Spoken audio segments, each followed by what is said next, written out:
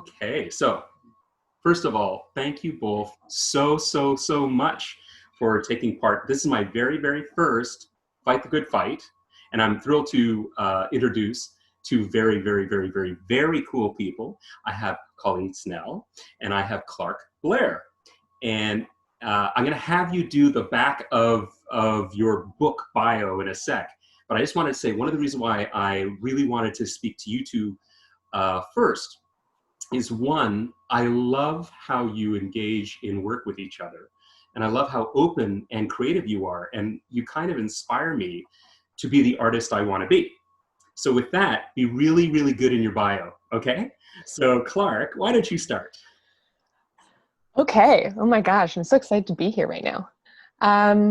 Yeah, I am a dance artist and developmental biologist based in Toronto. I have been working with several independent dance companies in the city, including Frog in Hand, as well as Social Growl with Riley Sims, and as well with Naishi Wang. And I recently premiered my first solo work, which is, thank you. And I also recently, graduated from the University of Toronto. I've got my Bachelor's of Science in Neuroscience and Cell Biology. Congratulations, that's amazing. Thank you. Excellent. Colleen, who I do want to say, we have never met. And so Colleen, please, there's so much to talk about. Give us a quick bio of who and what you are. Training wise, I have a DEC from Montreal and from the contemporary dance program there. And I have a master's degree in contemporary dance from the London Contemporary Dance School out in England. I have co-founded a company here in Mississauga with my sister, Noelle, and it's a collaborative, multidisciplinary, site-specific company called Frog in Hand. We do dance theater works in unusual locations. As a human, I'm passionate about movement. I'm an advanced actor combatant with Fight Directors Canada. I really love flavor, and especially lately I've been on a journey to discover new cocktails. Oh, neat. Okay, well actually, and I'm going to keep with you for just a moment. I swear I'll get back to you, Clarke, just in a second. That's fine. But I guess the question I want to ask for you is that you have such an interesting and diverse background.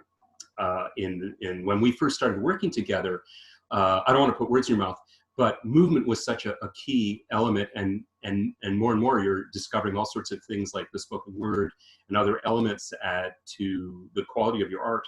And I just wanted to ask, is there something that has really surprised you, that's taken you in a direction recently that you just really didn't see coming? Oh, this is my cat, Lyra. She will probably make a couple of appearances. Total camera hog. So, things that have surprised me.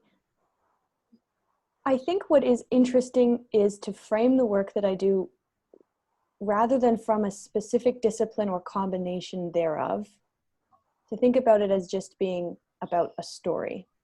And when I think of it that way, it's been easier to describe Frog in Hand as a network of storytellers, because it involves people like Clarke and yourself, you've come in as a dramaturg about 4 times or more, and have given us advice on the best way to tell our story so that it's clear with words or without words.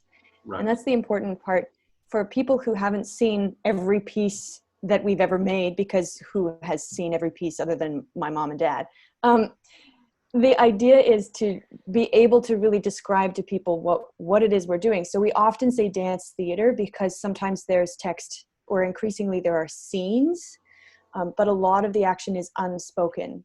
Just like something like Wallace and Gromit, there are characters who never speak, and we found that often you don't need any words. So as the plot or as the narrative gets increasingly complex and we begin to want to describe things in more detail, like what is the specific crisis that's happening right now? For instance, in Stories in the Woods, we had to add a scene at the beginning that had text in it, right? Because there were a group of scientists who we signaled the audience. We were like, they're wearing their lab kind of gear.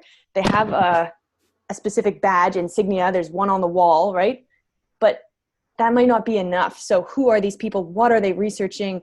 And without giving people loads of program notes like they do at the ballet, or things like ballet has its own mime, right? Like we're getting married, we're going to dance, sleep or whatever. Without doing that, sometimes we need text. So it's a question of when does it become necessary and when does it not? Because in Creature, I wanted there to be all kinds of text. And that was a piece in 2016 that we did at the Small Arms Building. We ended up cutting all of the text, which was great. So now I find myself adding it in places. I guess I just wanted to say that obviously titles and labels are useful when you're trying to give a shortcut to explain something to either arts funding companies or trying to just, like the elevator pitch of what you do. But what I love about what you just described, and also my awareness of you as an artist and as a creative group, is you really do seem to be without barriers or frames. And you'll do what needs to be done to get the job done, which is kind of fun. And I think that's, I really take my hat off to you for that. So Clarke, not to now immediately pinhole you into one direction, but I've always been really, really fascinated by science and how, for some sad reason, I think for a lot of artists, science seems to be some sort of foreign land. And a lot of our friends are actually really very much immersed in science, and I feel very blessed to be able to talk to them about stuff I don't understand. But I'd like to ask you another question. How has your existence as a scientist led you into your existence as an artist, or affected your existence as an artist? This is a very good question that I think about a lot, and I don't know if I'm still discovering the answers to it, I think. But I think a large part is in both science, like in biology and in dance, the way of researching, I think, is something that my brain loves to like dig and have methodical research, and like whether that is happening in a lab context where that's kind of like the expected way to do work, or in the dance context to try and like pick things apart and get down to the nitty gritty. That I think is a way that the sciences have influenced my arts brain. I don't know how, I guess the arts have influenced my science brain as well, maybe in ways of work. I'm not being articulate because I still don't really have an answer for it. But I think also adjacent to that, I also have recently, and part of this is through working with Colleen and narrative stories and like really diving into my science fiction fantasy life. Science fiction is a wonderful intersection between sciences and the arts, and I'm like discovering that finally, which like obviously, and pulling that into my arts life and really like sitting with it and being like, yeah, I'm interested in science fiction. How can we do that? How can we take these themes of world building and otherness and etc. into a dance body? Right. Why does science fiction have to be read? Nice. Why can it not exist in my body as well? Fantastic. Well, I'm going to let Colleen had a hand up, desperate wants to add something. But all I wanted to say is I want to thank you so much for refusing to be one of those people who has to stay in one lane. You know what I mean? Desperately holding on. No, you know what? And I wasn't kidding before. I find the two of you really inspirational, and it's hardly like you have a whole life ahead of you of creating art. But already I think you are affecting people, and you're inspiring people. And younger artists I've seen working with you have told me that they have been altered in how they see themselves and how they view art because specifically you two. And I just wanted to say that because I think very seldom do we get to hear things like that.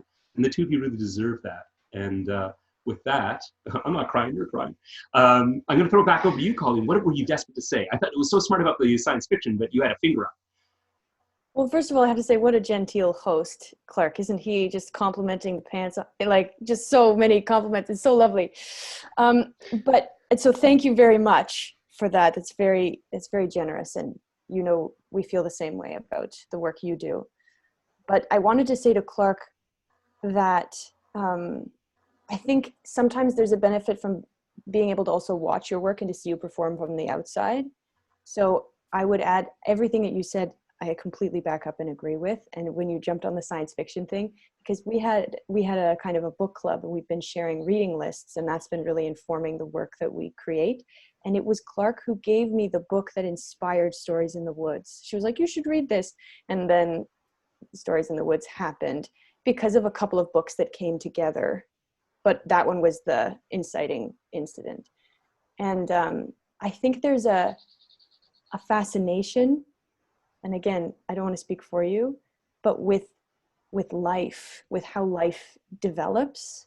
And then when you put this with a lot of the weird fiction and the Jeff Vandermeer kind of stories, rather than there being death in the way that we think of it as humans as the end of life, there's always a life after that, life for the cells that are existing, or the way that our genes are transformed or passed on or mutated, or so there's this sort of feeling of almost transcendence through science, through the way that life reasserts itself. That's something Oliver Sacks said that I really love. Life will always reassert itself.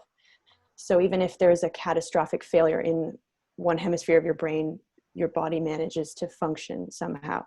So I think that's a really cool way of putting the body-centric practice next to arts and science. It's the juncture is the body, right? And how it is a storytelling mechanism, but also this amazing vessel for the struggle of life and in existence. Yeah. That's great. Please. Oh my God, Clarke, absolutely. I think also we, especially in like school and the way that we're taught, there is always this distinction between arts and sciences. I think maybe why it's so difficult for me to pinpoint how the two influence each other is because like my science brain is not different than my arts brain. They are very much the same brain, and they work in similar ways regardless of what field they're in, which is, yeah. And yeah, science brain is the same as arts brain is the same as human brain. Like I really am all of the same person. So maybe trying to separate them is, to piece it out. Yeah. Yeah. And that's immensely healthy. I think that's super, super, super mature and smart. I'm going to make a statement, then I'm going to ask you a question. When people are younger, frequently, and trying to find themselves, being as people, let alone as artists, and there's a sense of having to either explain, justify, or defend themselves against perhaps a sense of criticism about making a choice, right? About, why don't you pick something good rather than art to do, But I'm gonna put that on its head for a second and say the two of you know each other, I think, remarkably well, considering how short a time you've actually known each other, right?